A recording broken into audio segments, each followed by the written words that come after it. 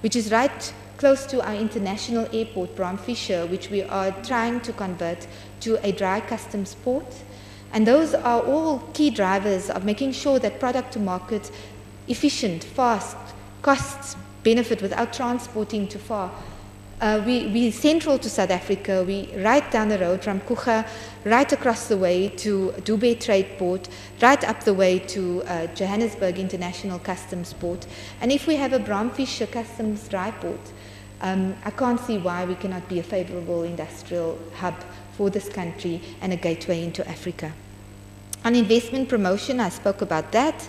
We do have investors in this province. We look at mines. The most recent investors is the 700 million investment on the gas pipeline with Renogen. And Coca-Cola is having some challenges. I know that we needed to have some conversations with them because of water, the water interruptions, Bloom Water matters. Clover disinvested recently because of the roads and some of the challenges at the rates environment. So outside of promoting new investments is how do we secure our investment, because our labor is affected there.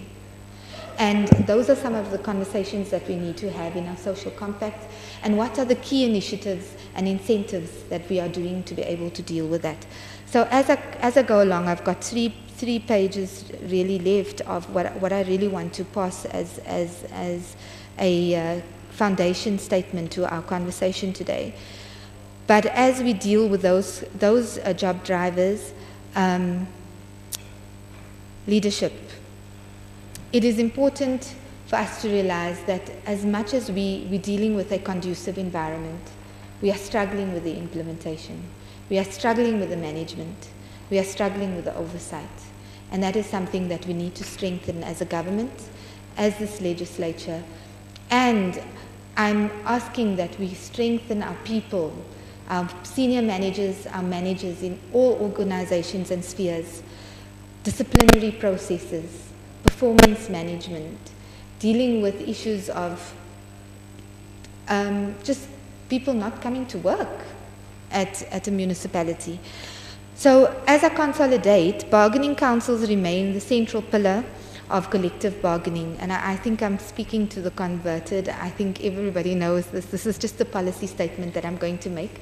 Participation on a bargaining council remains voluntary, but the Act provides a number of inducements for unions and employers to participate.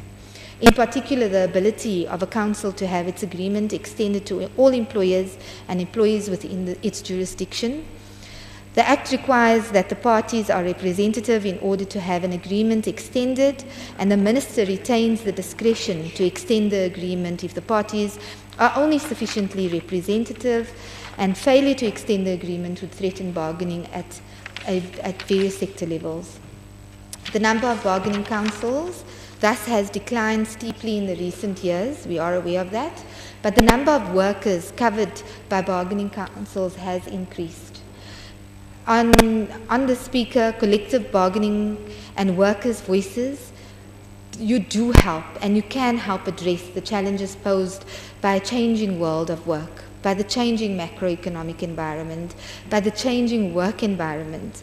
As demographic and technological changes unfold, collective bargaining can be used to mediate adjustments in wages, mediate adjustments in working time, work organizations, task and response to new needs and flexible and in a flexible and pragmatic manner.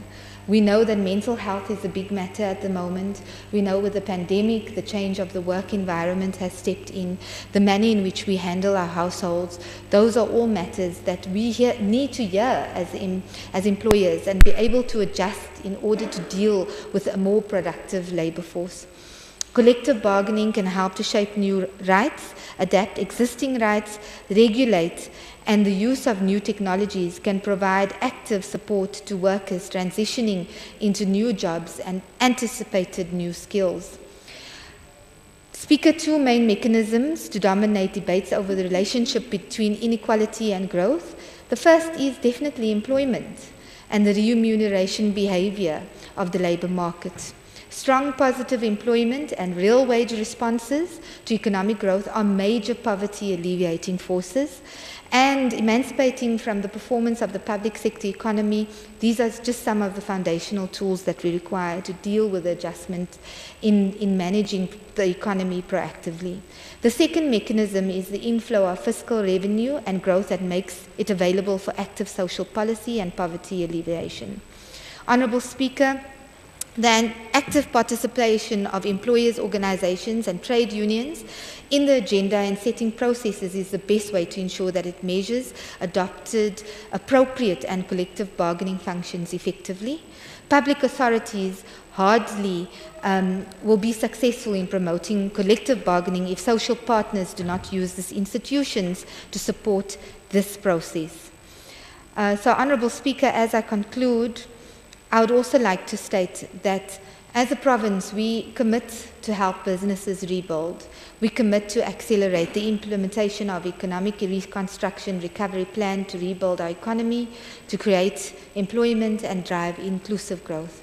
But it can only be done if we hold hands together, Honourable Speaker, in all forms and formations of the public, private sector throughout the entire social compact. And without labour as the key driver to make sure that this happens, we are unable to do that succinctly. So with that said, kia leboa, I thank you very, very much.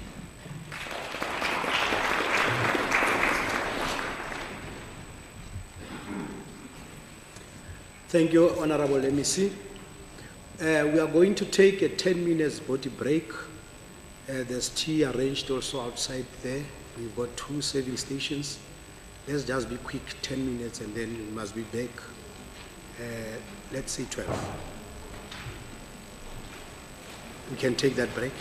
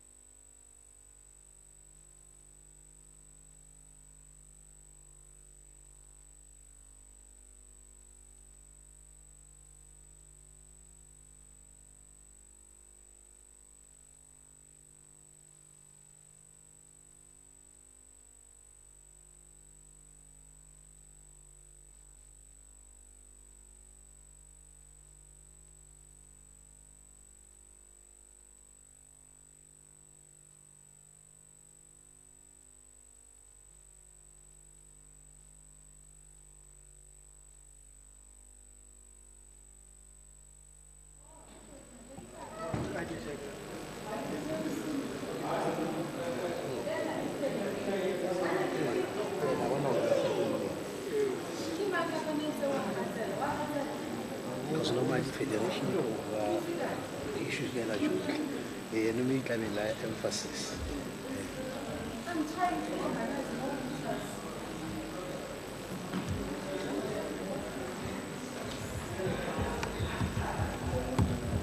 You are what?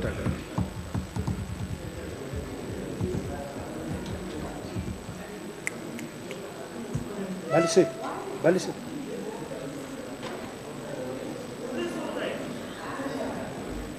Batho ba bitse go bona ba parking lot.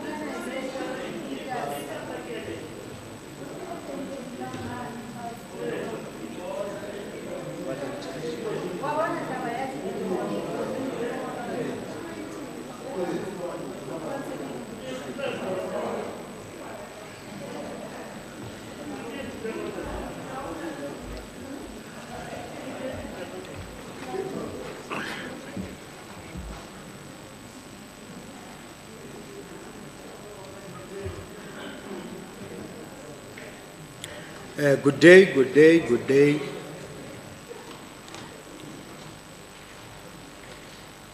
I'm sure that it helped, the body break helped. You managed to have tea because we know that it's cold here and we want to apologize. We will just go straight to the presentations. COSATU representative, I'm sure you are ready. The floor is yours. You can come to the podium.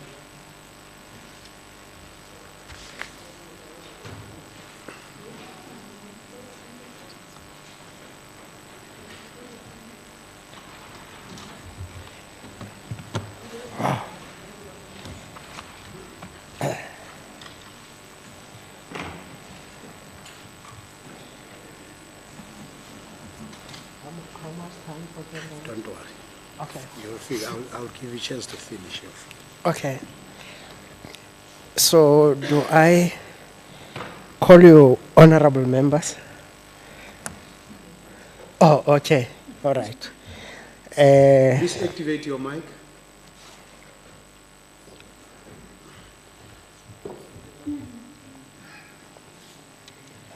Oh, okay. Okay, thanks.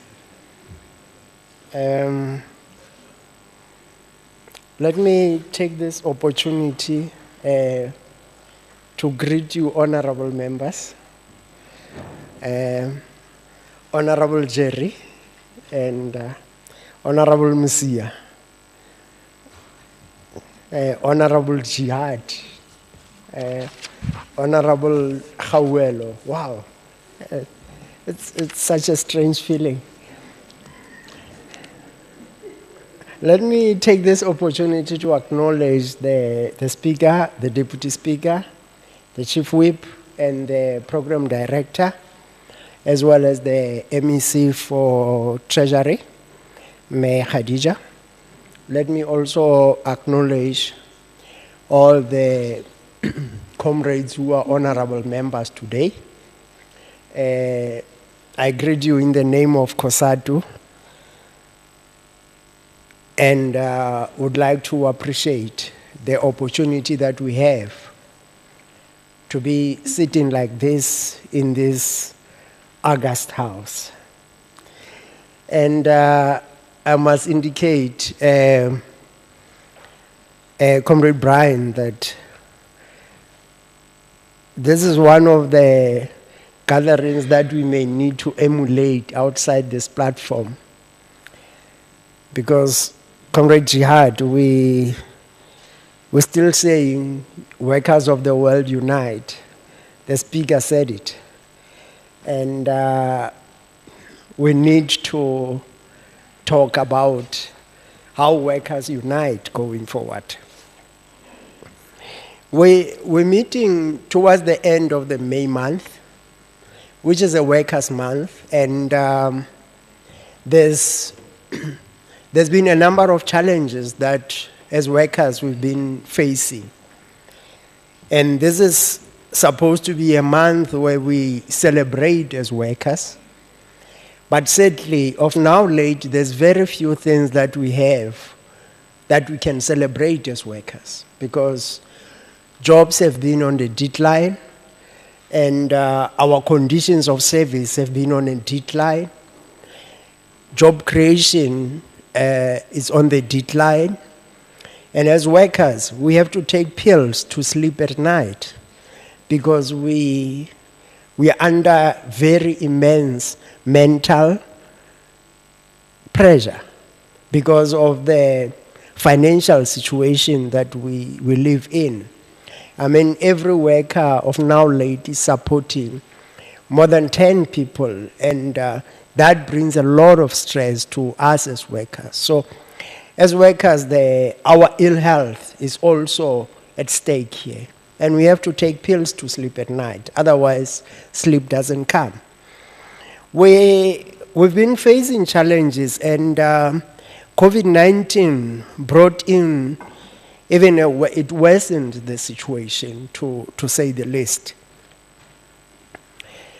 Workers, it was like, it's workers who have brought COVID-19 to the shores of the country, because every decision that was made, the workers were in the receiving end of that decision. Even as we speak now, workers are being dismissed just for not being convinced to go for voluntary vaccination. We still have workers continuously being dismissed. We still have the regulations that have been enacted by DEL, which still justifies that workers can be dismissed for not willing to be vaccinated. So there's very little that as workers can celebrate. Of course, there are gains that we had made previously, which the state as the employer is leading the attack on rolling back those gains. And many employers have joined the bandwagon. I mean, SARS, as a state-owned entity, is just eager to please its boss, which is the state. They're now offering workers a 0% increase, which is very ridiculous. Yosibanye Stillwater have gone into the fray, offered, don't want to accede to the demands of workers. And the conditions of workers generally are being driven back. So that's another challenge that we're facing as workers.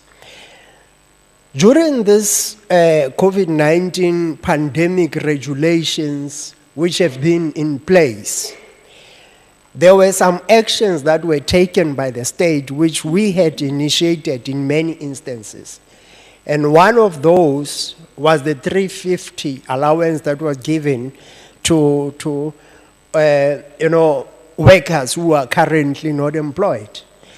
And we feel, Madam Speaker, as the Federation, that in as much as that was a correct move, but that cannot be a permanent solution.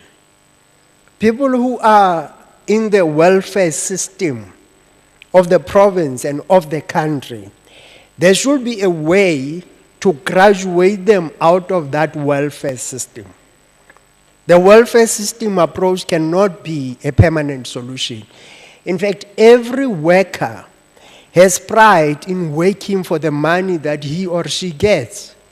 There's very few, if they exist, people who will be happy to get money without working for it. They want to work so that they can make their own living. So consideration of implementing the decision of establishing a state-owned pharmaceutical company would be one of the great ideas that could be implemented at the provincial level, so that we can then have an inclusive growth. But when we talk about growth, program director, there's also other things that we need to be looking at. MEC Khadija, our government is allowing businesses to hoard trillions of rands. And yet we go out on international markets to go and fundraise, whilst our companies within our own borders are sitting on profits that have been generated through the blood, sweat, and tears of our people. There needs to be legislation that forces companies to reinvest the monies that they make back into the economy, because they're sitting literally on trillions which are not coming back into the system, and as a result, they're not giving the economy that catalyst that it needs to grow. State expenditure should prioritize local businesses. I recall fully well that the provincial treasury budget explained, when you presented the budget speech the other day, you emphasized on this matter. And as COSATU in the Free State, when we hosted our May Day in Kharib district, we got face to face with naked poverty in that area. And in as much as we support the idea of a huge chunk, of increasing expenditure in Kharib, but we need that there should be expenditure that is managed so that it changes people's lives. It shouldn't change individual lives. Because what has been happening previously is that there will be a lot of money that is invested, but during that investment that is made, then only individuals emerge with a lot of money in their bank accounts, and that cannot be the correct things. Madam Speaker, the budget cuts have affected us very negatively as workers. And one key factor, Comrade Elijah, the budget cuts into the CCMA. And the budget cuts to the CCMA has led to reduction of part-time commissioners being able to do their work, whilst the CCMA is not appointing more commissioners on a permanent basis. And that has resulted in a situation whereby we have huge backlogs at the CCMA level. So that means that even though the CCMA is such a brilliant idea and a good tool that protects workers and the members of the working class, but the problem is that it has been rendered incapacitated. We need a wage policy in our country and in our province. That wage policy should then be able to determine the floor and the ceiling of wages. In any language, it cannot be justified that workers in Sibanye, they can be given 150 rands. 150. A blue one and a red one. Is it red or pink, Pressure? They refuse that amount. But at the same time, the person who refuses to give workers that amount of money, he collects 300 million rand in 1 year. Just to one individual. Because he is the CEO. That cannot be correct. And when you follow that up, you're then told that the trend in mining is that CEOs will earn between 9 and 480 million per annum. And they say that is a normal wage, package for them. It cannot be correct. We cannot have laws that perpetuates inequality. We need to have laws that also put a stop in this inequality that's raging. Program Director, we In our industrial sectors, we need assistance, as our province was constituted with former homelands. And former homelands used to have sweeteners for industries to come and invest in those homelands. For an example, somebody investing in Tabanchu, there was no general sales tax in Tabanchu during the time. And that was a sweetener for industries that were investing there. Those investing in Kwakwa, there were huge cuts. There were huge, the prices of tax and raises were placed at a level that were affordable for them. There were also other tax holidays that were given to them. And those are the things that managed to keep those industries at that particular level.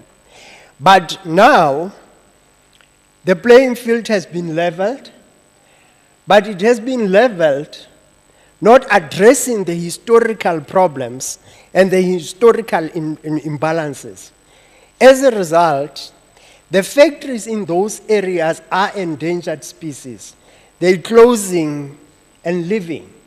And workers and communities in those areas are left at a very poor state. So it's important that those incentives should then be relooked into by our provincial government. Our retail sector needs protection. Township economy is in danger.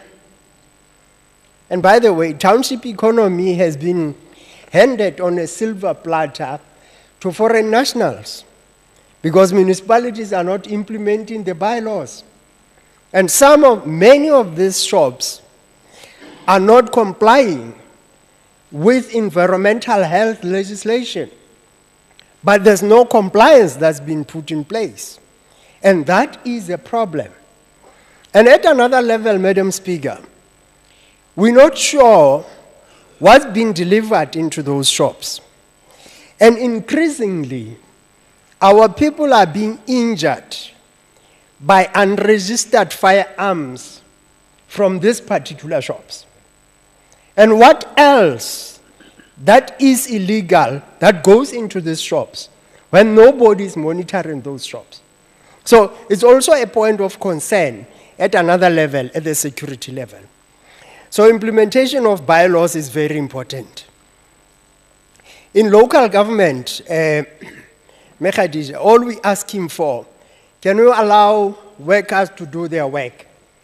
Give them the tools of trade, stop interfering, and allow them to do their work. That's all we're asking for, so that workers can be able to deliver services. In many instances, like here, in Mangaung, trucks are not able to go out to perform their work because there's no diesel in many instances.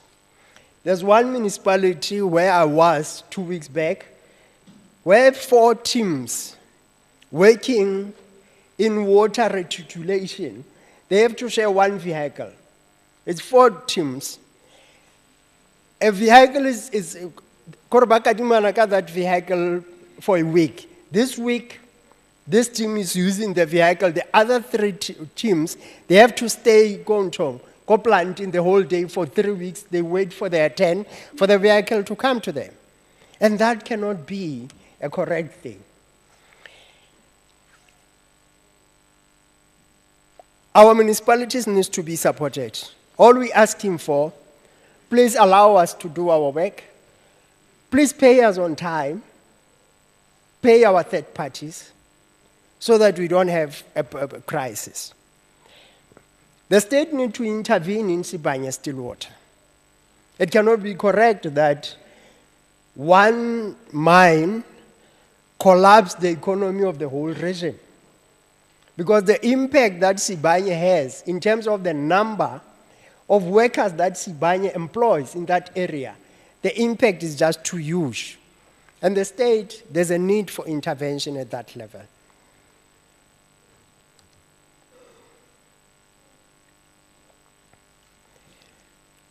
We need the filling of posts in the provincial government. We really, really need the filling of posts. And we need compliance with the norms and standards. For an example, in nursing, you'll know you need one nurse for so many particular patients. You'll need one police person for so particular citizens. You'll need one teacher for so particular number of learners. And we cannot be that almost 30 years into our freedom, township schools are still overcrowded when former Model C schools, if you have 30 learners in a class, that's too much. The average amount figure is around 25. There needs to be, we find a balance there and address that problem. I want to conclude. I think, Madam Speaker, regulations are being amended. And some of those amendments that have been made are affecting us negatively. One key decision that was taken during those consultations is this thing of working from home. Working from home is a very dangerous approach to us as workers, because it creates a problem whereby my own little house is then converted into the employer's property.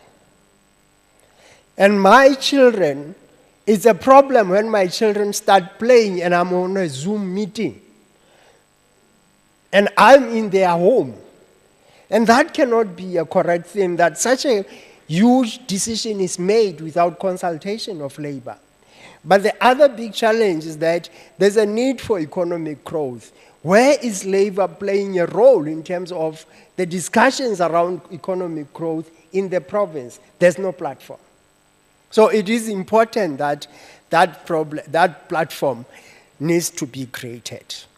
Let me take this opportunity to thank the Speaker, the staff of the legislature, all the COSATU team that is here, SAFTU team that is here. Yes, there still needs to be a discussion about unity between COSATU and SAFTU, and I hope I'm on record. Yes, there needs to be that discussion. We need to build that unity. We cannot be only retokopanywa ke legislature. We need to find our own ways of coming together. We would like to take this opportunity to thank SAFTU as well, and thank everyone who has participated, and welcome the opportunity, Madam Speaker, that we would, this is the beginning of a process which will lead towards us having annual workers' parliament. And I must indicate that when we in national meetings of COSATU, other provinces will be telling us that they have in their annual workers' parliament. And we'll just be looking from side to side. Something like that. We'll be doing like that and not having anything to report. But thank you very much, Program Director. I wish this August House fruitful deliberations. Thanks.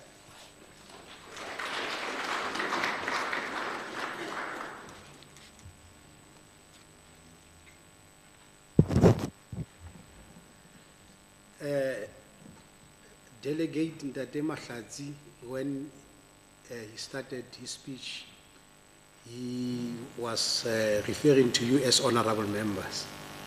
Now I knew that he was not going to sustain that, because the second time when he was addressed, he said comrades. Yeah, no, thank you very much. The first positive sign of this workers' parliament, I think, is the confirmation from Delegate Mahlatsi from what the Speaker said in her opening remark, in her keynote address. The Speaker said this workers' parliament is the catalyst for future engagement. And I think Ndate Mahlatsi just confirmed that. We are going now to the inputs by COSATU affiliates. We don't have a list. Speaker said she prefers this session to be,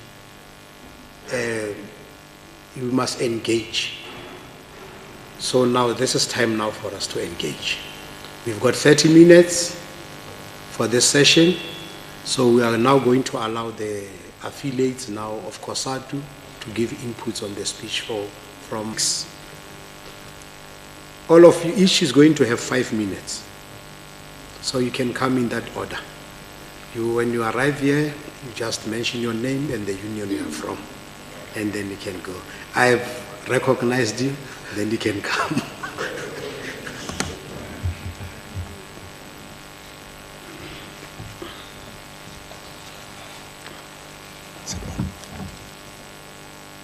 Thank you very much, Program Director. My name is Khawela Mkabisa. I'm the Provincial Secretary of Nehau in the province here. Well, some of us are not used to these things. So that is why we'll acknowledge every time when we're guided as to how the process is proceeds, in fact.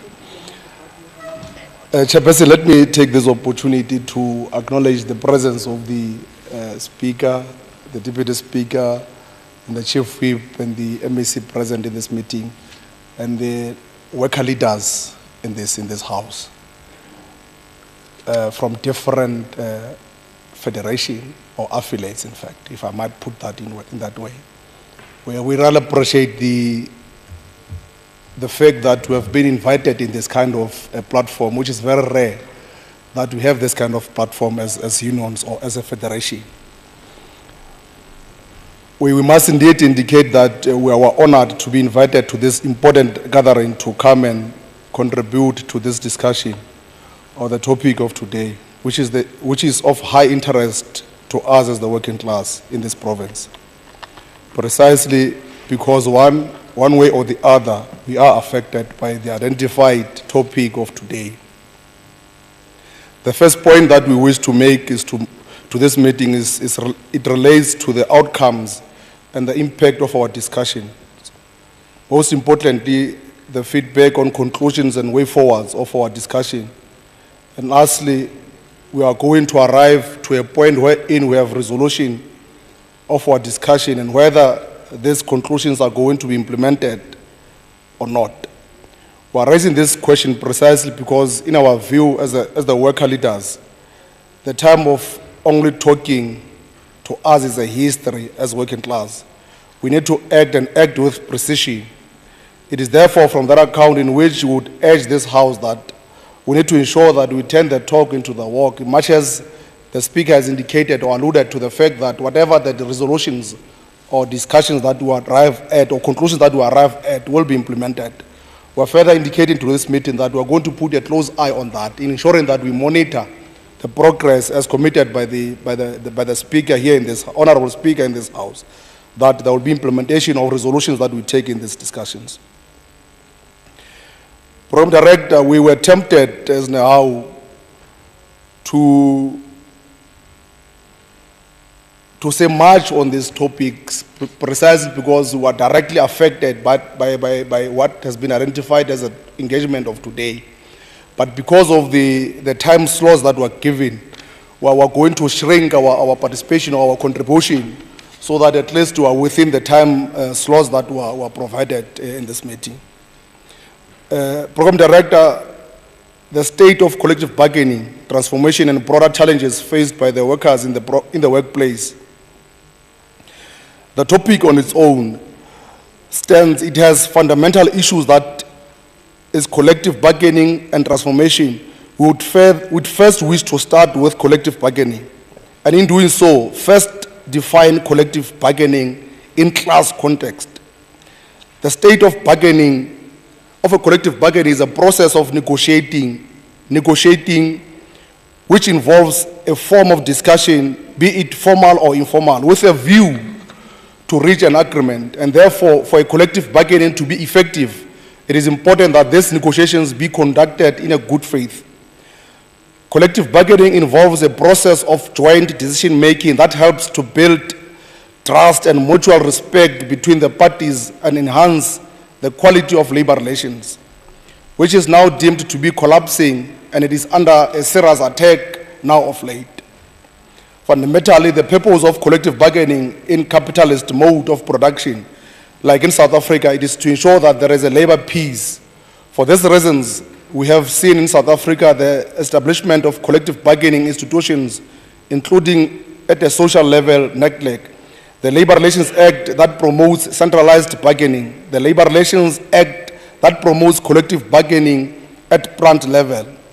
This tells us that the forces in the collective bargaining may from time to time change tactics and strategies to win the battle. And this battle is stemming from the conflict interest.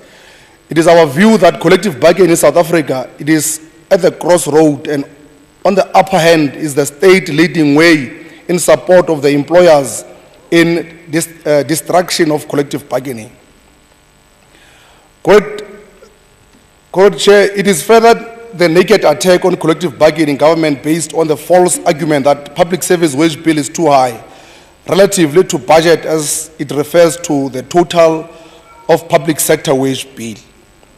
We want to be specific, Chair, to raise one of the nerve-wracking situations that we are confronted with as the working class, that the rights of workers to strike has been limited by the legislation in the form of essential service. Most of the employers today runs to the Essential Service Commission to declare the institution as essential service. This means that those workers involved in the essential service, the right to strike has been taken away. It is therefore from that account in which we are saying as the Federation that we are very much concerned about these amendments of the Constitution or the Labor Relations Act, which seeks to undermine or further undermine the rights of the working class. It may be argued that the purpose of Labor Relations Act is to prohibit, if not discourage, proliferation of unions in the workplace. The question rises then as to how then does the Department of Labor continues to recognize unions to operate in sectors where already we have unions. This means that in the country there is a proliferation of trade unions.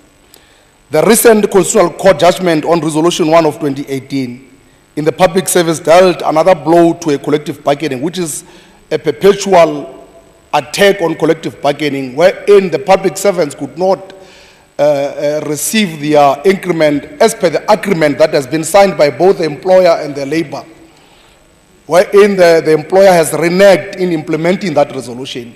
We are very much concerned about the state of collective bargaining in the province at large.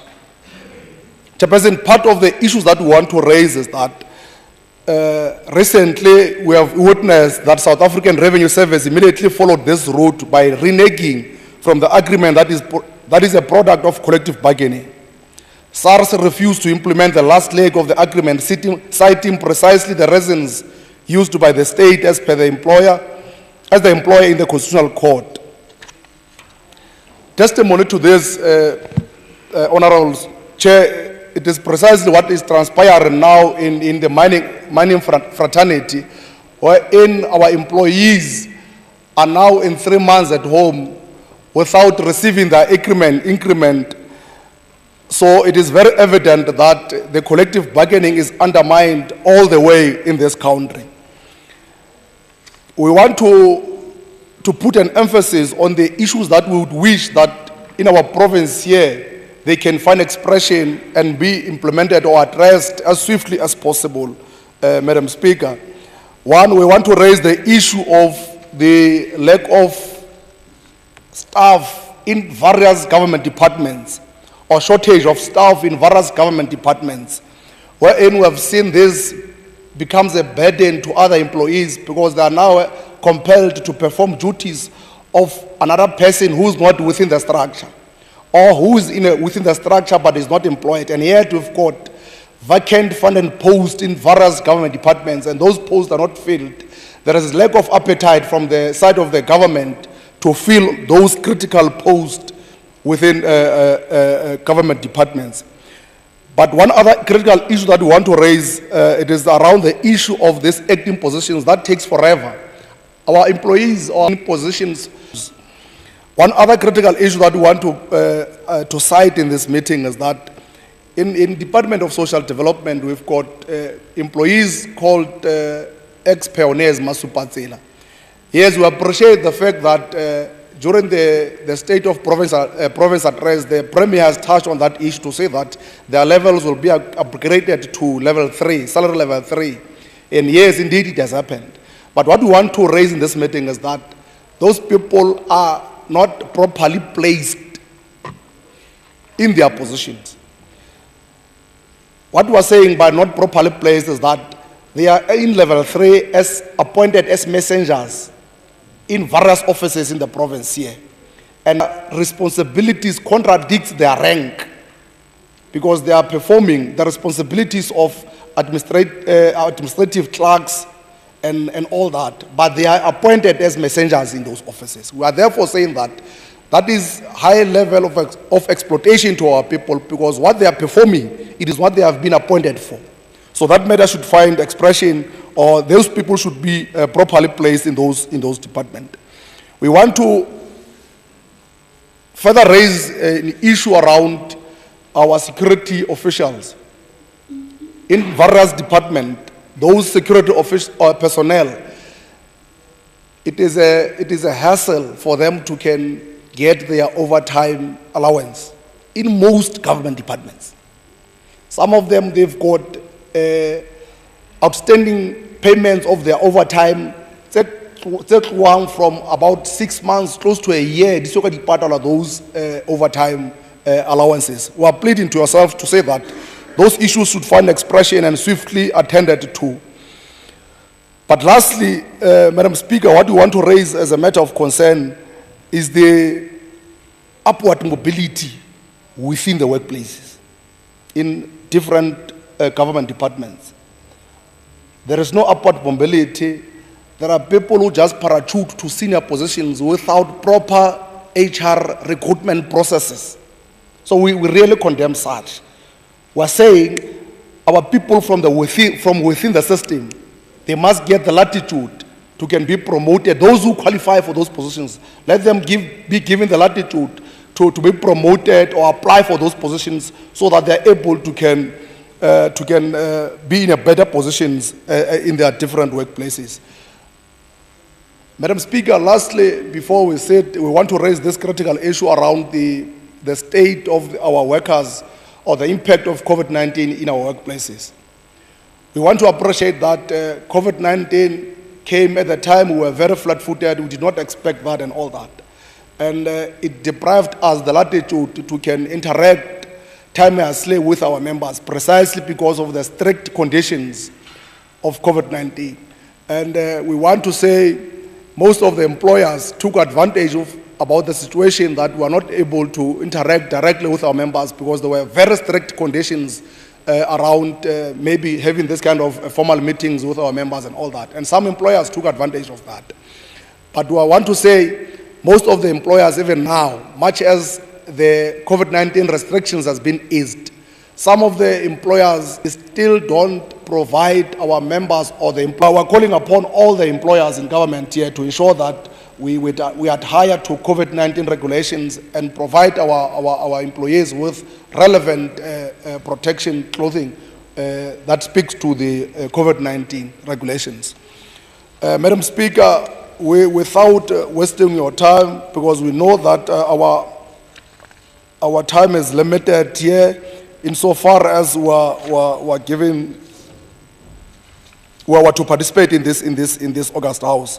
But we want to say in conclusion, we have witnessed some employers conducting this occupational health and safety, committees, in fact, establishing those committees in various workplaces. But in most of the workplaces, the labor is not involved or does not take, they don't participate or they are not invited in those meetings to can form these occupational health and safety committees within different workplaces. We would like to posit that. Aluta.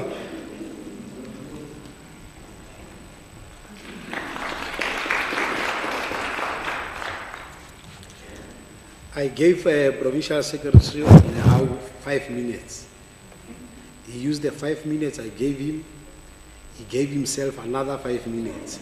And now, because he's operating within our sector, in our institution, now he took another 5 minutes for them. So I'm not sure what ammunition do we have over us. So thank you very much for that. So we will see what other affiliates of COSATU are going to do, because he took leverage that he's operating in this institution. So it's fine, then you can have another affiliate.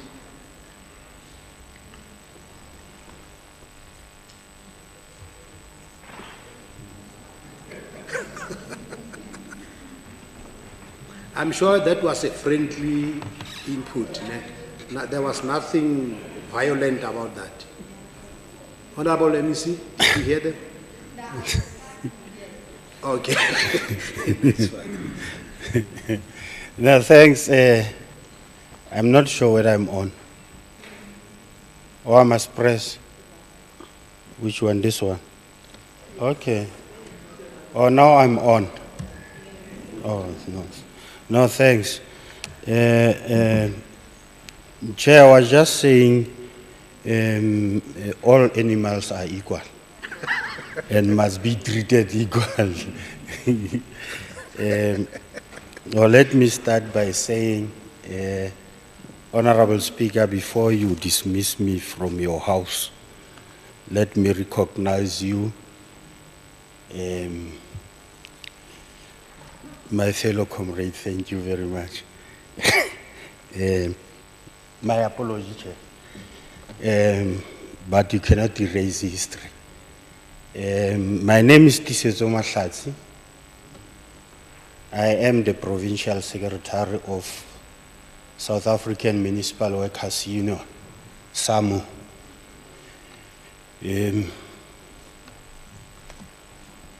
I will be just alluding to what the Provincial Secretary of COSATU, my Honorable Mahlatsi, was presenting. I will just zoom into specifics.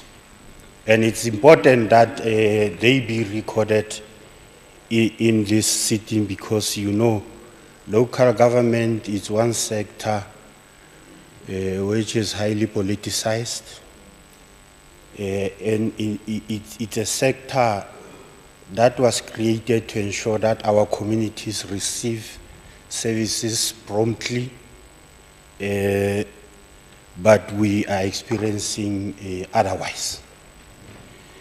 As the topic said, and Honorable Mahlatsi was saying, local government bargaining processes and platform are totally disregarded. Maybe one will say it's a form of its establishment or not, because the composition of management includes councillors and management. When that bargaining process must kickstart, at some point councillors won't be there, and it turns every process null and void if councillors are not there. When councillors are there, management are not there.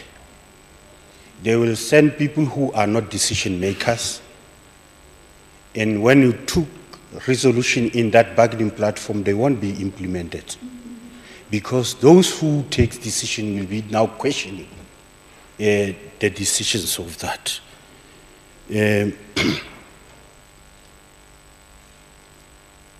It's an area or a sector which is highly politicized, where we experience nature of factional politics on daily lives, where if at the location you don't agree with your leader, who's also a councillor or an MM in your branch, you'll suffer the consequences in the workplace.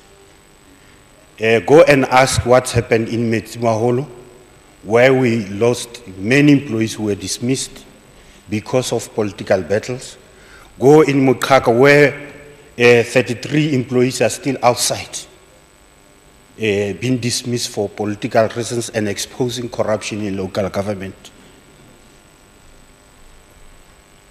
We are faced with health and safety environment in municipalities, PPEs, working environment. It's bad. And COVID MEC exposed municipalities. And to date, municipal workers who even were tested positive, not even a single one was even paid an allowance as required. When you go to Van Staden, there was an appalling situation that I must record. There's a plant outside there, and it's manned by women. There's no water for drinking. There are no toilets. There are bushes there. So these women, when they are to respond to nature, they must go to the bush. So that's the situation of health and safety that we find ourselves in. There's a workshop in Botshabelo. It's up there on the side of the mountain. If Speaker, you can visit that area, you'll see that it's a pig stall. No employees are supposed to work there. But it's still operational. It has been reported to the health, to inspectors in the Department of Labor, but it's still operational. That's the situation of health and safety. Municipal workers are using fleet that are not roadworthy, which expired discs, but they are always receiving those insults. Non-payment of third parties, it's very problematic. Mafube leading the pack. We currently have an old man there who was supposed to have gone to pension at 65 years. Because municipalities are unable to pay pension, they extended his contract up to 68 years. He's now crippled, in wheelchair with no feet, both because of illness, but he's still without pension.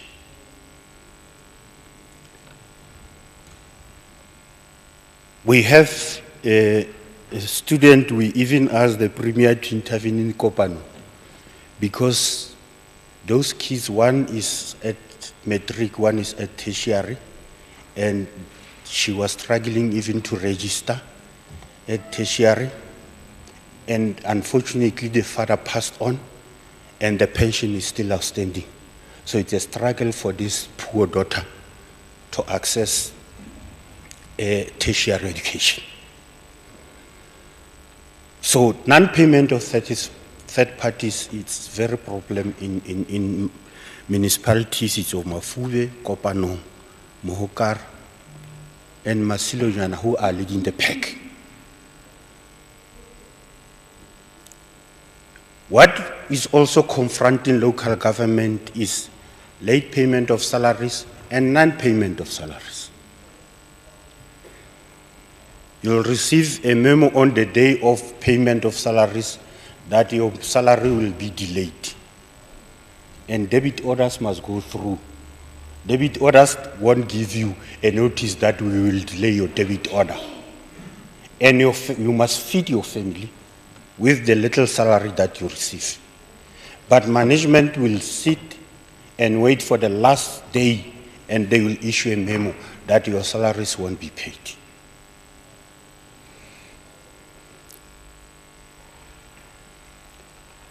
And you will observe, honorable members, in Kopano, last year from September, employees until January, they were not paid their salaries.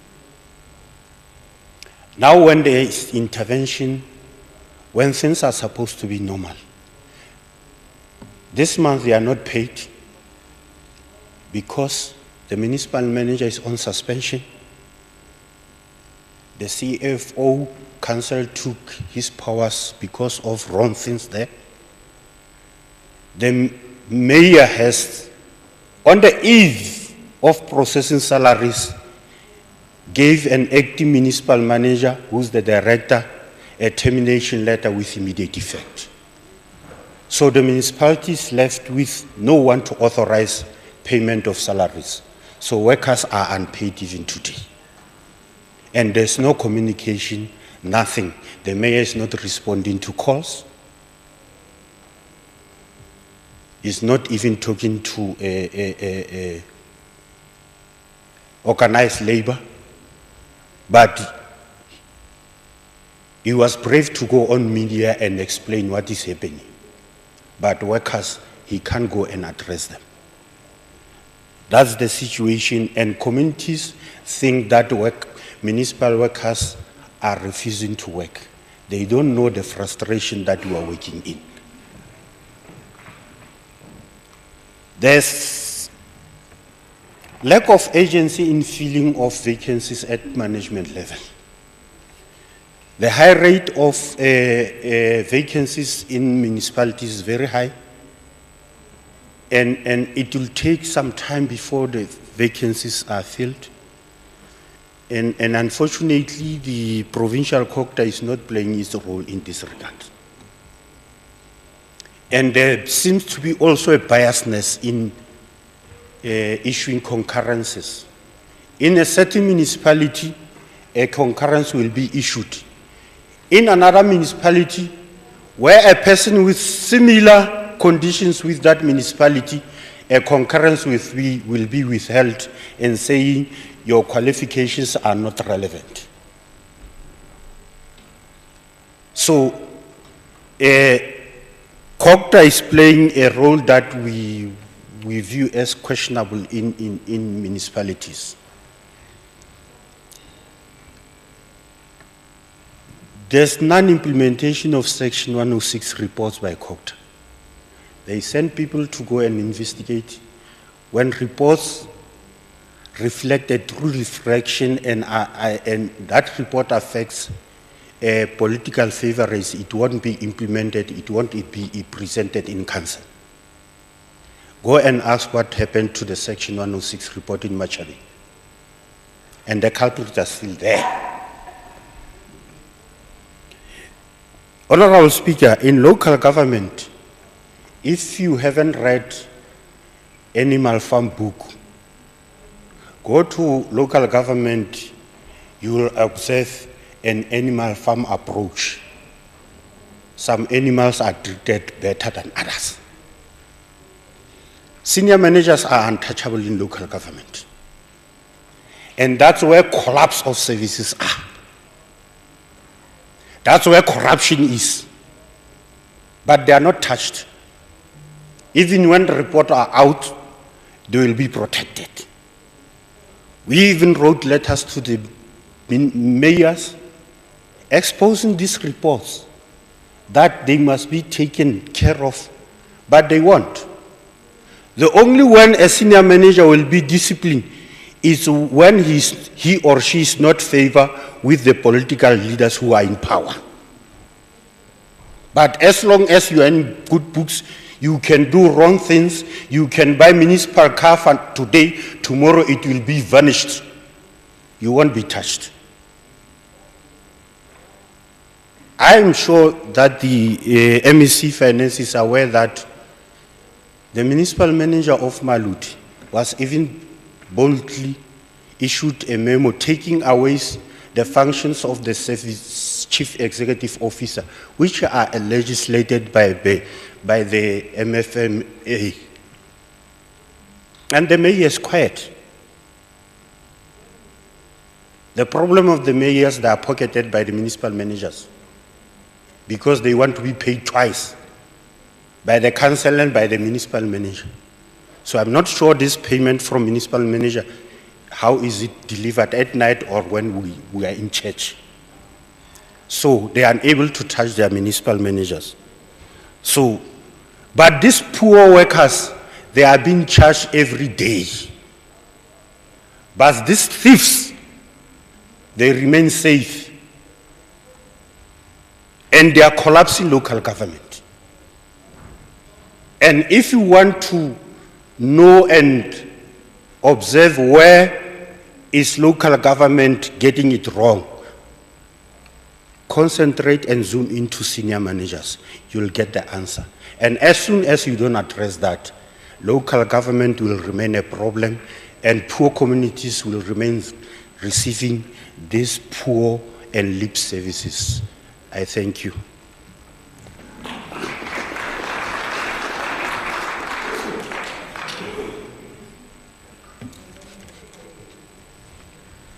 Provincial Secretary, you said all animals are equal, and I've seen that you also use the 15 minutes that the Provincial Secretary of Nehau used.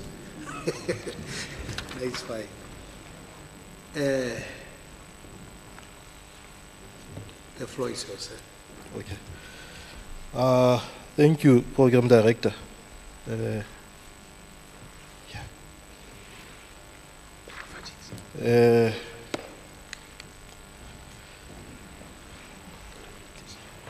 Let me start by introducing myself. I am Brian Motsabi, Provincial Secretary of Democratic Nursing Association of South Africa, DENOSA. Program Director, let me also take this opportunity to pass my gratitude to Madam Speaker, Honorable Sifuba, the Deputy Speaker,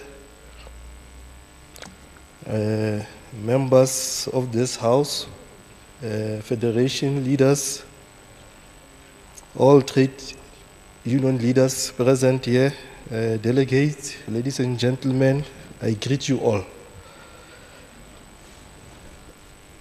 Program Director, I come from a sector operating in the healthcare. And as a trade union in health sector, we believe the healthcare is very important to economic transformation, because we are here today, Honorable MEC, talking about how to boost the economy. And you need healthy workers and South African citizens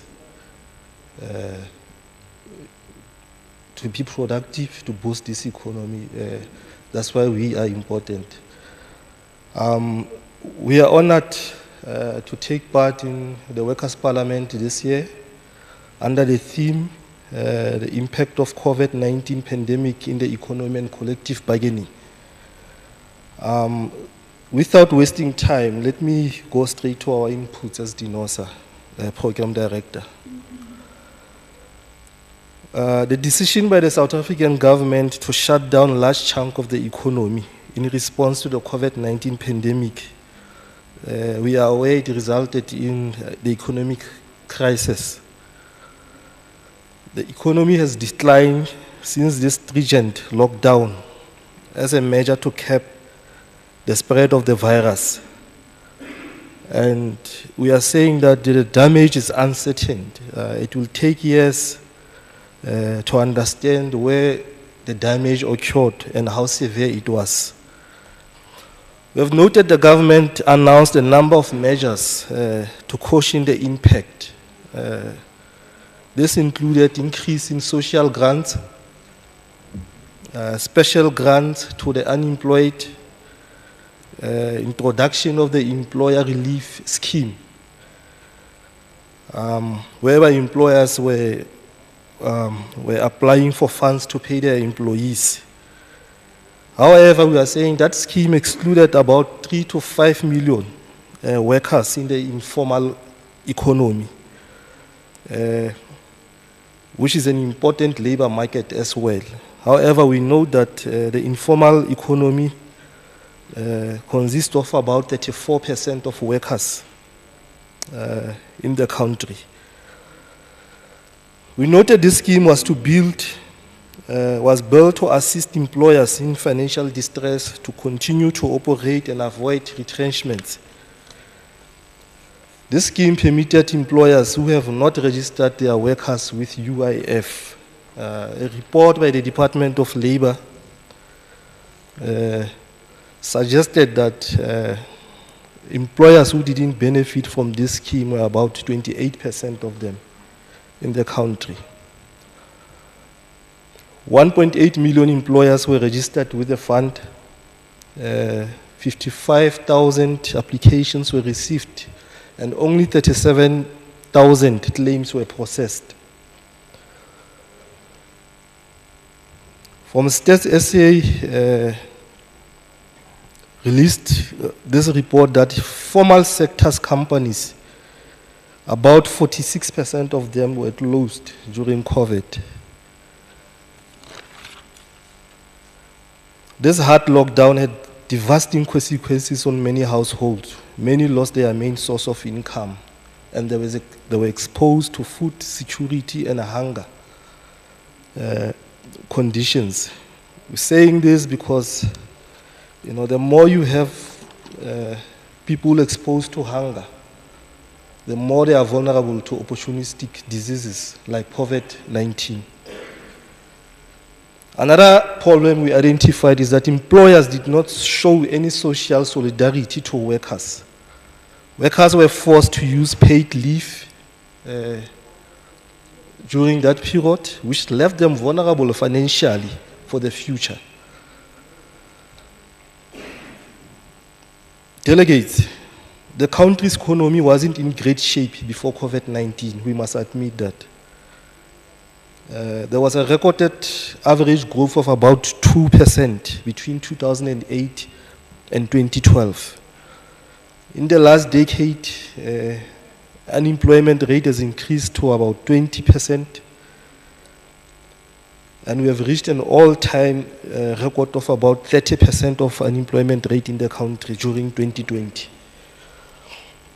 Now, DINOSA operating in the health sector, we are saying that the safety of individuals and sustainability of jobs is important to us.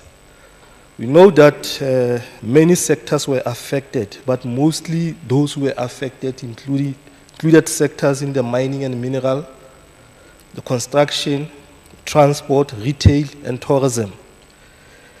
In the end, all sectors were affected because there was a reduced economic activity that led to reduced labor and capital demand.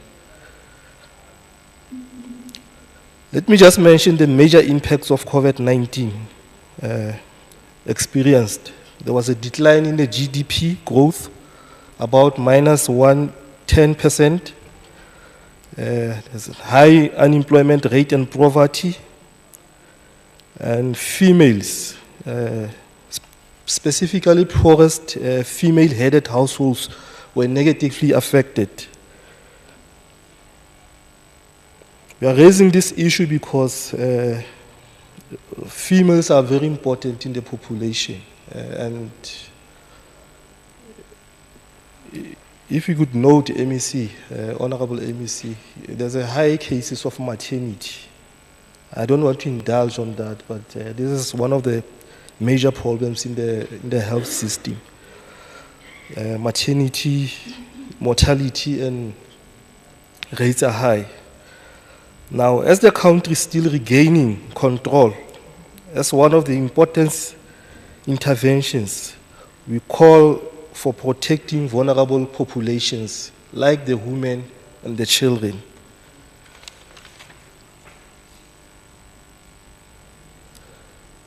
Findings indicate that unemployment and poverty is not uniform across skilled workers and gender. Most least skilled workers and poor females are the ones who suffered the most during COVID-19. And key actions or proposals we are stating here today is that can the employer promote investment in those affected sectors and recover some of the lost jobs.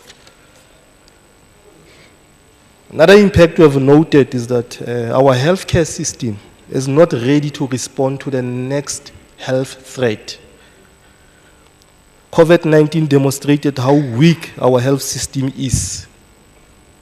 It provided fertile ground for growth and spread of dangerous pathogens like COVID-19. We call for investment in healthcare to boost the research, development, innovation, and manufacturing of health tools. In our view, this could also underpin a strong pharmaceutical industry, which is fundamental to creating resilient health systems.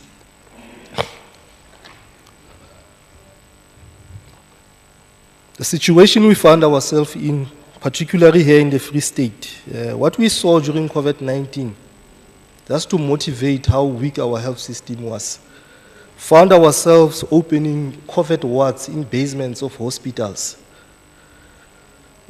Buildings outside the health facilities were utilized to form COVID wards. Tenderization of tools of trade, and we saw how monies were misused in terms of giving PPE contracts and all of those things. Now, COVID opened our eyes to see how far we lag behind in terms of testing, vaccination, and therapeutics. Our testing rate was 40% times lower than the European countries. Less population of the country is vaccinated. Now we're saying investment in healthcare will increase pharmaceutical companies who will have full manufacturing capabilities. I must say that, Madam Speaker, again, we are also calling for a state-owned pharmaceutical company. What we saw during COVID is that vaccination was procured outside the continent. And, you know, in such situation whereby you are experiencing a pandemic, the healthcare system needs to respond very fast. Now, by having our own pharmaceutical companies, we will also assist to ensure that our people will receive treatment on time. Also, furthermore, to state that we've got a University of Medicine, or a Faculty of Medicine here in the University of the Free State, but we don't have the pharmacy school within the faculty. This shows how far we are as the province. These diseases disseminate the population, they hinder economy and social development of the country. Let me go straight to the impact of these viruses, particularly on workers or nurses. Nurses experienced high level of stress while they made considerable personal sacrifices for patients during COVID-19. Some of them chose not to live at their home to save their families from being infected. Some of them worked for long hours while their colleagues were ill and while the COVID numbers were rising. These workers worked under demanding conditions. The healthcare system had numerous challenges during the pandemic and constraints. And these challenges included overcrowding, high bed occupancy rate, limited financial resources, budget constraints, critical shortage of staff, old infrastructure, suppliers shortages, like your pharmaceuticals, your linen, and your PPEs, and outdated medical equipment. This virus presented healthcare workers with trauma, uncertainty, and anxiety. Furthermore, Madam Speaker, because of the economic situation we found ourselves in, we're still experiencing a lot of healthcare workers migrating to European countries because there are no opportunities in the country.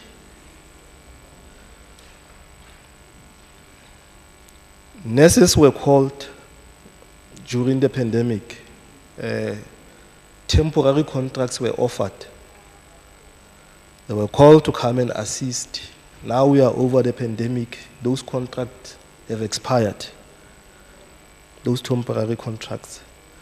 And nurses, most of them are unemployed and sitting at home. So we call for the employer to please rectify that, eradicate temporary employment. Please hire those nurses who were given 1 year, 2 year contracts during COVID. It is crucial that government leaders show empathy to workers, particularly frontline workers, and respond positively to their request. This year we are calling for a 10% increment during salary negotiations, 2,500 housing allowance, bursary scheme for public workers, servants, implementation of outstanding resolutions. It's important to make inputs on the state of bargaining currently now, because collective bargaining is one of the gains made by workers in promoting labor peace, and it's a platform to address workers' issues. But lately what we have seen from the employer is that that forum is not taken serious and processes were undermined. An example of such is an implementation of the last leg of the Resolution 1 of 2018. And workers are not happy at all. And they are starting to lose trust in the governing party. My comrade from Nehawu mentioned the issue of health and safety in the workplace. So I will not touch into that just to save time. Thus, what is most worrying is that no token of appreciation has been shown to workers who were frontline workers during COVID-19. There's no progress on the Uniform Resolution Implementation Plan. And what nurses in particular are saying, Madam Speaker, is that come 2023 October, they are waiting to receive their uniform because we want to be identified wherever we are in South Africa. If you go to Cape Town and you see a police officer, you'll see the same police officer here in the Free State, but with nurses, it is not like that.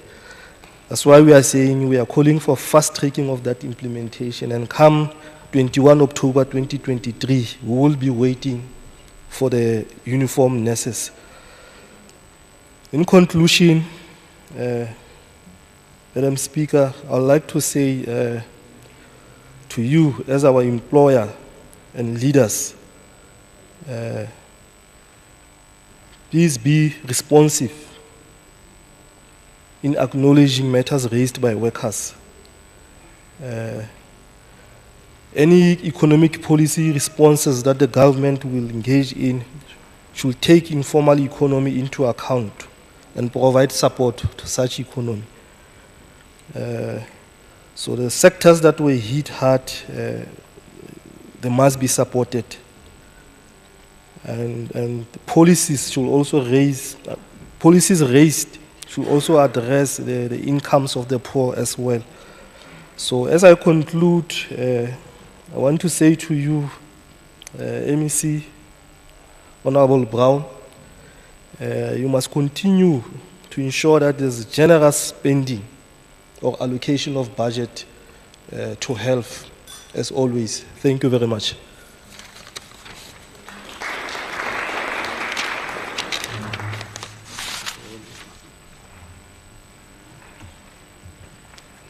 Thank you very much. The fourth one.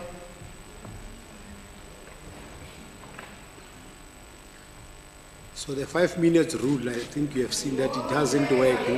It doesn't work at all. But you know what makes the 5 minutes rule not to be applicable is because it's the provincial secretaries who are presenting. So they used to present organizational report. So they normally like to go into details. So we allow that process to unfold. You can proceed. Thank you very much, Program Director. All protocol observed. My name is Kidibone Frank. I'm the Deputy Secretary of SATU. Madam Speaker, thank you very much for the invite. Like I indicated, to say all protocol observed, because I don't want to leave anyone behind.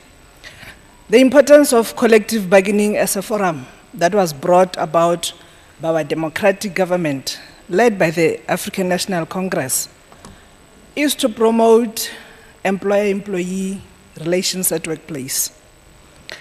And this was a milestone achieved to guarantee security for many workers.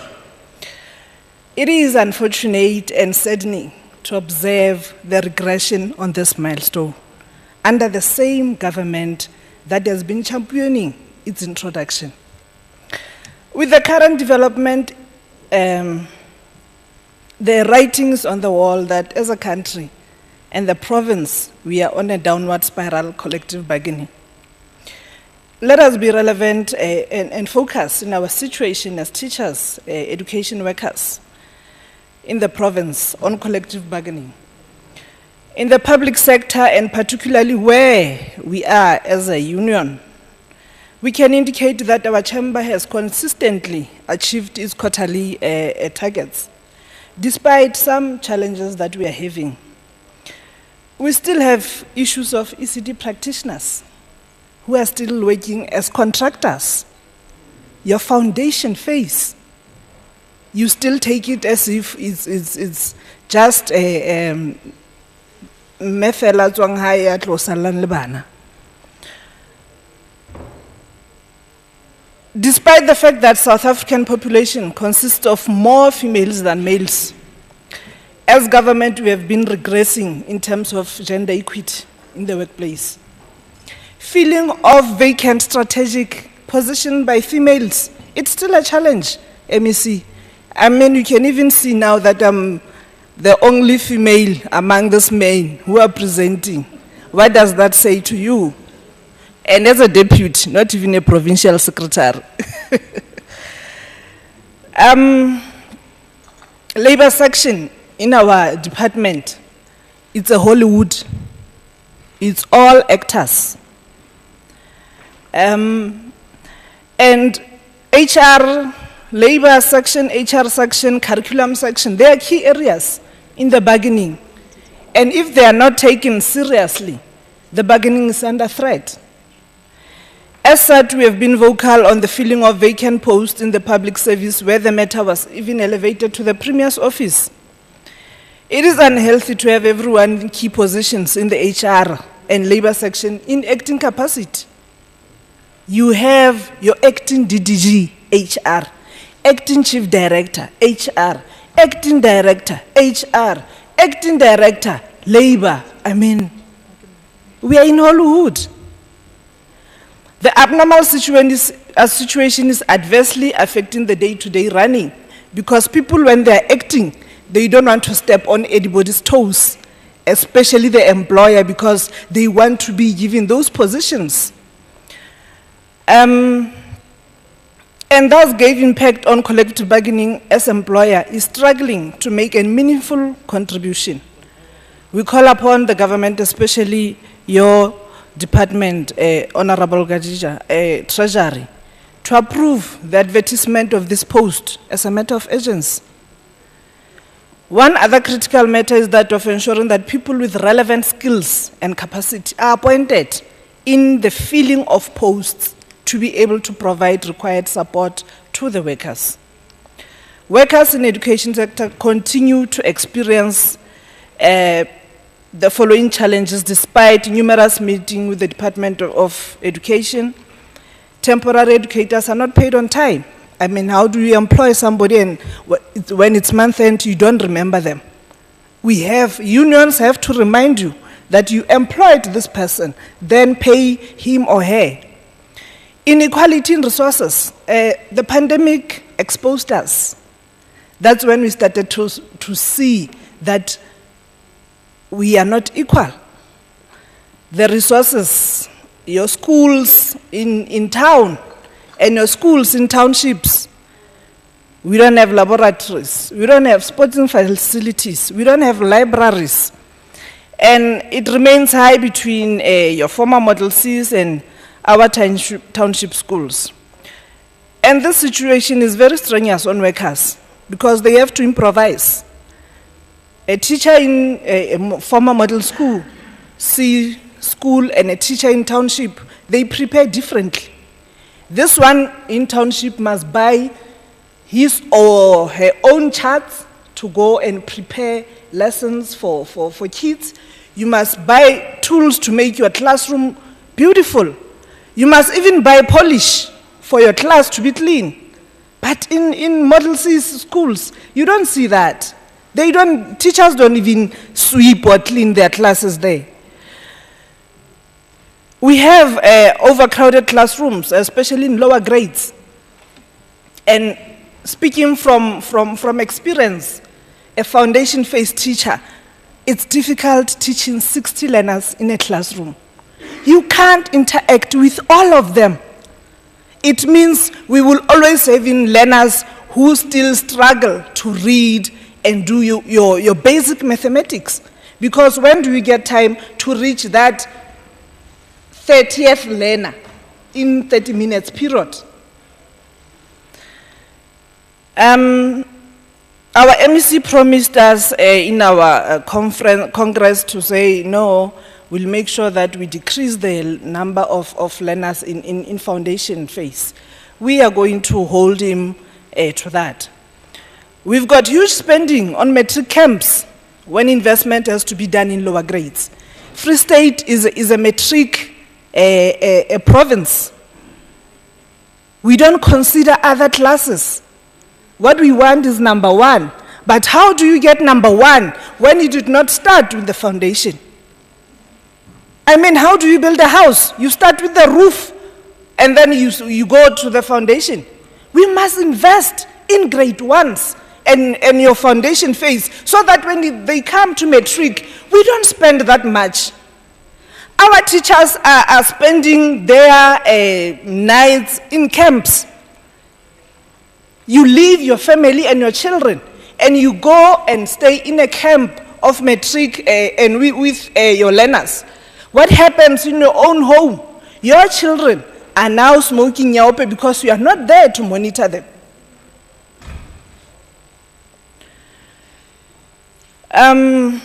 Even marriages are broken. I mean, how do I go and sleep there and leave my husband alone at home? Who am I expecting to take care of my husband?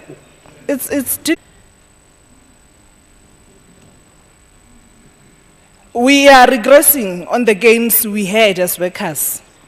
Conditions of service for education in township schools have changed drastically. Our teachers are now working Monday to Sunday. Monday to Sunday. You spoke about working hours, Madam Speaker, when we were here, 8 hours. We no longer have that. They are working Monday to Sunday, and we will be coming to say we've got this moral degeneration that is happening in our country. It's because these kids are no longer spending time as family. They are no longer attending church, those who used to attend church. It's Monday to Sunday, it's school, mathematics, all the way round. And unfortunately, we can't have a country that excels in mathematics. We still need arts, we still need sports, we still need those other activities that will assist these children in contributing to the economy. What is important is how we are going to contribute to the economy of this country. Whether you master maths or I master music, at least I'll be paying taxes and making sure that the economy of this country grows. So it's very important that we look in the way we are doing things in schools, the curriculum, and these other things. If we continue with this trend, I'm telling you, this country will only be having people who are going to universities, and when they come back, they will not be having workplaces because it will be saturated. We are not having we don't have We will not be having guys who will be playing soccer.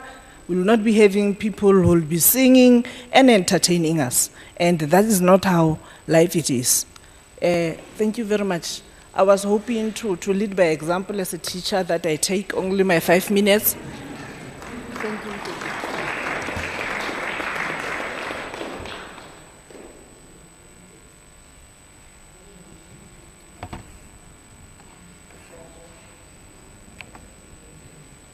As a teacher, you only took 10 minutes.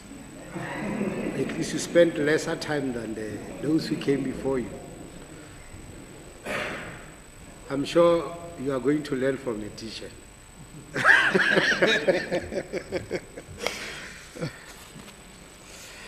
Well, thank you very much, Program Director. And, well, one thing that I've learned from the teachers, it's this thing called the protocol observed. My name is Jerry Muneri. I'm the Regional Secretary of Sakau, Free State and Northern Cape. We are representing the most vulnerable workers in different sectors of economy. We are representing workers who are casualized, for which casualization in the context of South Africa, it has a face, and its face is black, that the majority of workers who are casualized in all retail stores, 99% of them, they are black. And nothing has happened to improve their living standard. Casualization in the context of South Africa, it has gender. It is predominantly female. Every cashier that you see at ShopRite, that you see at game stores, at Macro, at Pick and Pay, whom they constitute 99% of all your casuals in that particular store. They are female.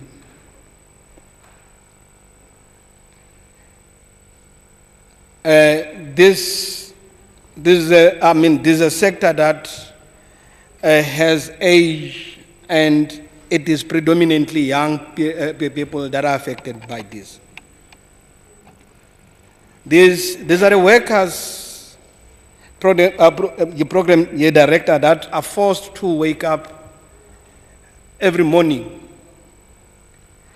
at 4 o'clock for them to be at work at 8 o'clock. Because of the poor transport infrastructure and poor service delivery that we are confronted with in our society.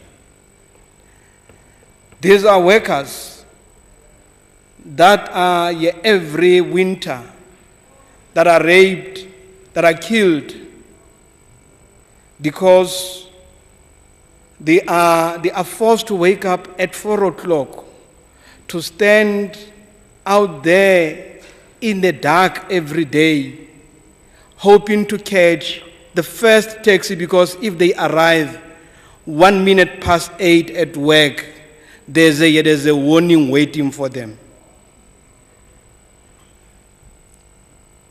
The role of the state, you were supposed to ensure that it then provide the services that will make these workers to arrive at work on time, to ensure that these workers, they are safe. There's a safe and reliable transport for them to arrive on time at work. We are representing workers in the hospitality sector that during the lockdown, they lost a lot of wages. I'll not talk to the part that your comrade Brian I spoke about them. I'll not repeat that. But many of them had to stay home because hotels and lodges were closed. They did not receive income. And many of them, they were not even registered. This is a sector that the government should be playing a very active role in terms of protecting those workers. And we are not seeing that yet, that protection. We are representing workers who are working here in restaurants, who are serving us every time after we have done whatever that we have done on that particular day, but who don't even have a basic salary and depend on tips. And the government is not making an intervention. We have made noise, but that noise has fell in deaf ears. And that worker at Spare, that sometimes even government officials don't respect them. They don't have a basic salary.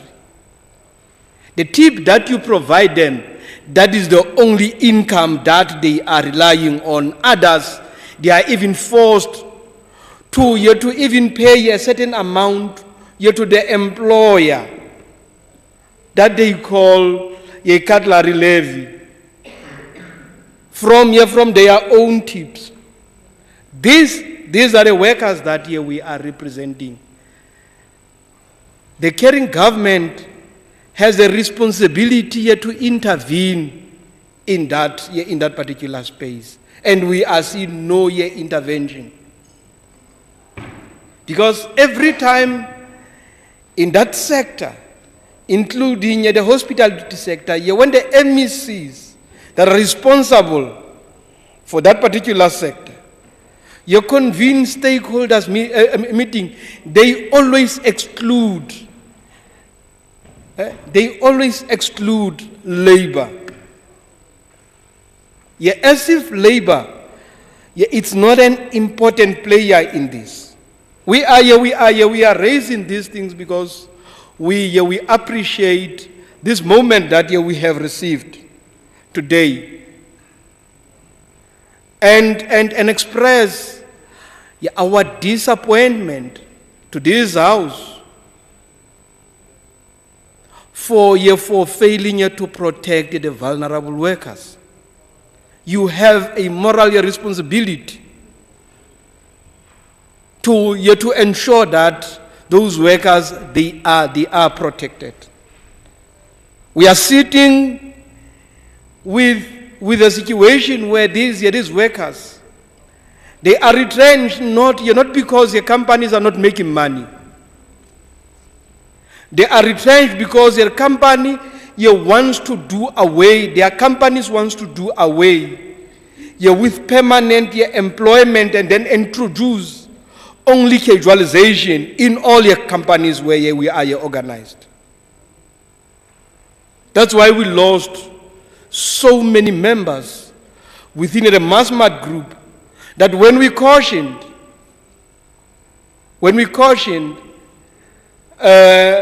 about 11 years ago that do not approve Walmart coming into this country, we were told that we cannot stand on the way of foreign investment. Today, we are being told that because they have done away with mass cash within that particular company, they are now dealing with mass discounters, your game stores. And within no time, there will be no company called mass cash. Mass discounters. A reason why we are raising these things, Chair, it is precisely because the manner in which the Competition Commission is behaving in terms of approving measures, measures and acquisition, they are so reckless in such a way that they don't create jobs, they destroy jobs in this country.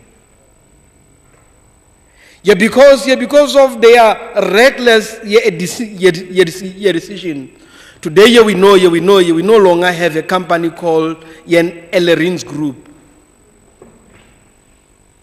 And we blame no one except the government, because we did not receive the protection. Workers did not receive the protection. Today workers have been sold. Today they are working here for the Cambridge. They are now tomorrow being bought here by ShopRite.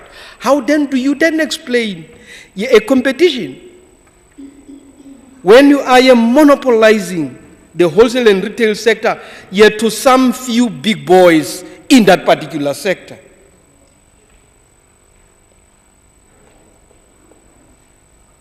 We are representing these workers who are working here in shopping malls, that their right to strike have been taken away because of the property clause.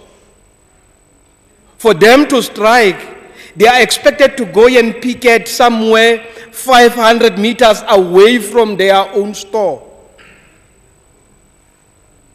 Their right to picket has been taken away. These workers, they are coming here. They have sent us to come and present that this house, it has a responsibility to protect them. It has a responsibility to protect them. We are representing these workers. The wholesale and retail were workers here during the lockdown. They were forced to come to work to serve us, but they've never been recognized also as a frontline workers. This is a sad reality, Madam Speaker, that we are confronted with. And it is our view that as you engage beyond this process, this country learn to appreciate that workers in the wholesale and retail sector, workers in the catering in the industry, workers in the hospitality sector, they are workers too. They need your protection. It is our view that it has to be a right of workers for them to get, for them to be provided a safe and reliable transport.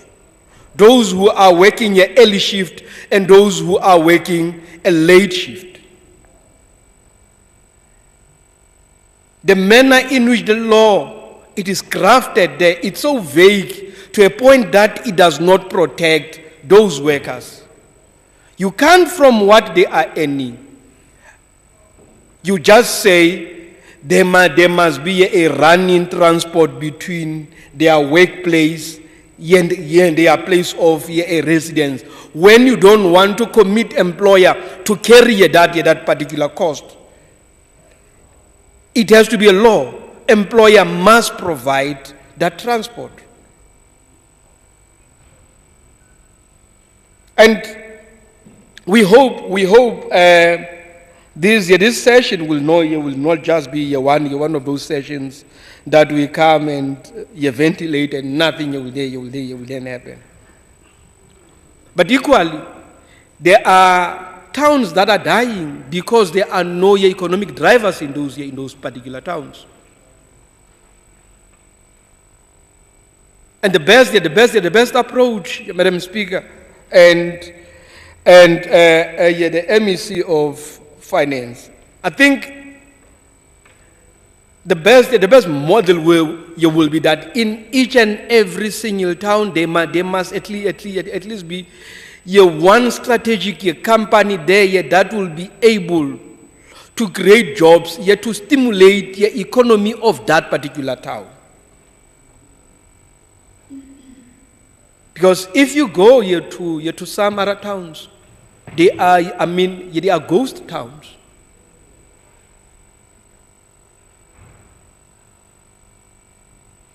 You go here to the vet stop, it's only Louis and Pep. No, it's only Pep. Yeah, Louis is now closed. It's only Pep stores.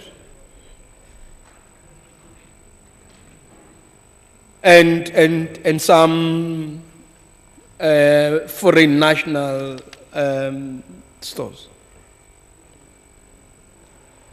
You need to seriously consider that, to go to those particular towns, initiate projects that will stimulate the economy of those particular small towns.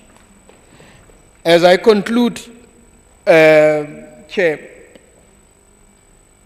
we hope that this platform that is created today, it will be the permanent feature of this particular house, and we will be able to come each and every year to then reflect on progress made since the last meeting.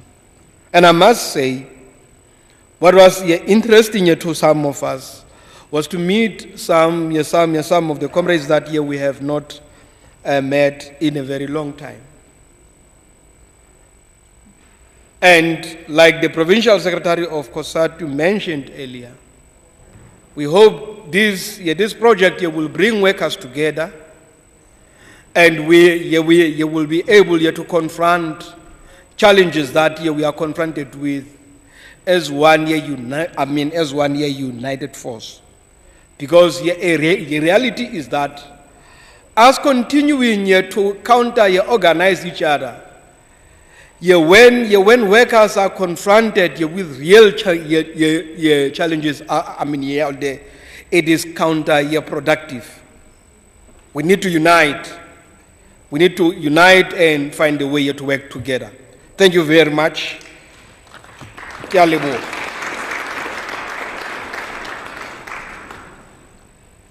We will now give opportunity to the last affiliate, and then we break for lunch.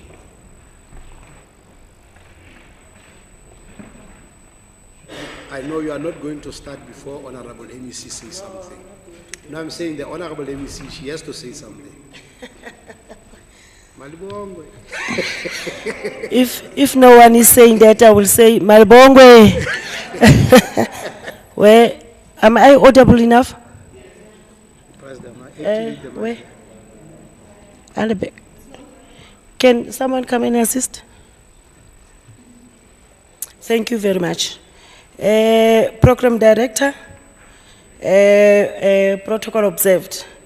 I don't want to waste any more time, but I'm Amelia Mahlatsi, not related to SAMU, Provincial Secretary, and COSATU, Provincial Secretary.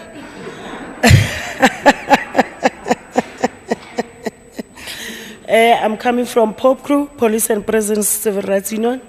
We are organizing in Criminal Justice Cluster, which Khadija can contribute very positively towards the economy of the Free State.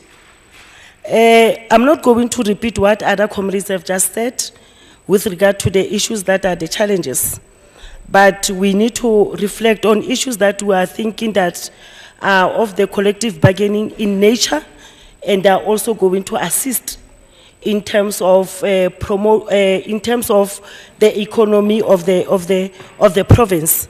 One of the issue that is a real challenge, Khadija, is the issue of 24/7 shift pattern within the traffic officers, of which is something that we are not going to achieve either in 5 years' time or in 10 years' time because of the number of traffic officers that we are having in the province, taking into consideration the conditions of our road, the challenges that we are confronted with. And as such is the matter that we want to bring to the attention to say this is something that needs to be given an attention. In 2 consecutive SOPA statements, there is a commitment that has been made by the government in terms of appointing traffic officers. The first one was 30 traffic officers, non-implementation of that particular matter. In the recent one was 40. Even that particular 40 speaker is not enough with the challenge that we are sitting with the number of traffic officers within the province. Let's go and do the study, the work study on that one. We are willing to assist, but with the number of traffic officers that we are having, that is a problem. Another problem that is a real problem, and it has been raised by other affiliates.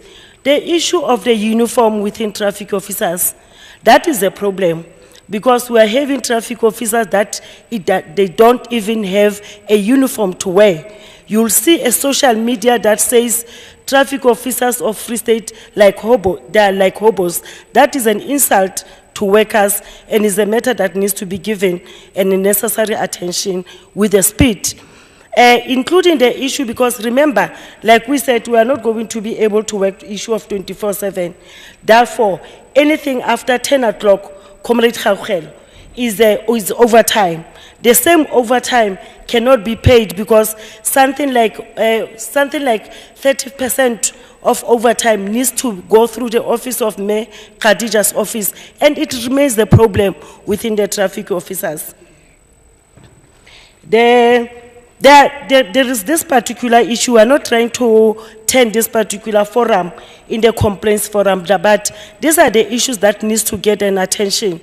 The issue of the security officers, like issues of the guard rooms, we need to provide the the security officers with the guard rooms. They can't be able to do. Remember, these people that are protecting the government state, you can't allow them to work outside because it also talking to the safety of those particular security officers. I know that South African police is a national department, but we are also contributing in the province. There are issue of police brutality that the government is very silent about it. There are issue of police station attacks. We had a crisis in Kofifontein because of the infrastructure building that we are having in the province. And I think this matter has been even raised by Nehau and Kosatu Provincial Secretary. The issue of police attacks, police stations are attacked, and Free State we are leading. If the Free State is not aware, this happens in Rettersburg, it happens in Kofifontein, it happens in Sonskane police station. Those are the police stations that we call them, that are park homes. We've got the park homes in Sonskane.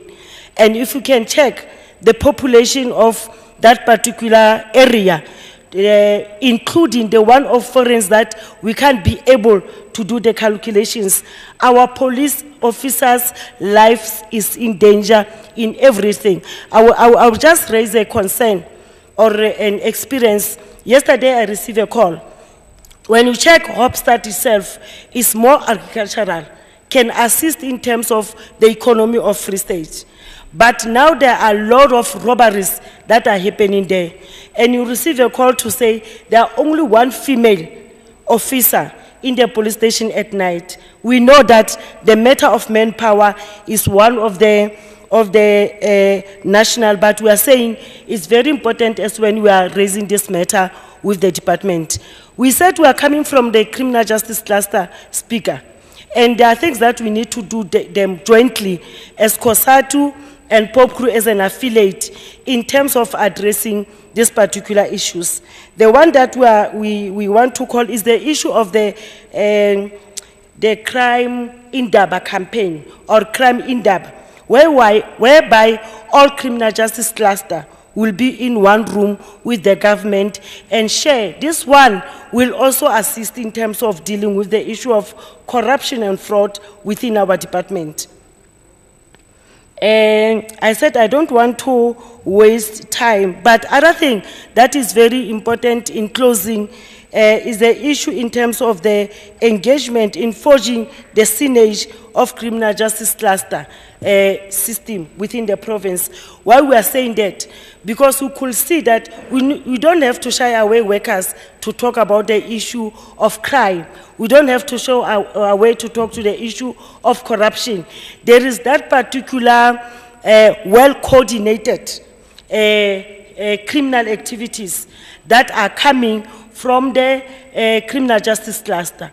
Because you can't have a meeting with Pope Crew presence and we lock away the issue of home affairs, or we don't include the issue of police, roads and transport, because when you check there's that particular synergy, and we are appealing to our government to say, because like for example, when you talk about police, roads and transport, we don't have to shy away. We are contributing positively to the economy of Free State, and we don't want us to suffer MEC under your leadership, because those are the people that we need to take care of them so that we avoid the issue of corruption, fraud and other things. But in closing, we're saying we are together, and we are coming from the collective bargaining of Pope Crew, where we make a decision to say, as workers, we are on our own. And that statement is not innocent. Amandla, thank you.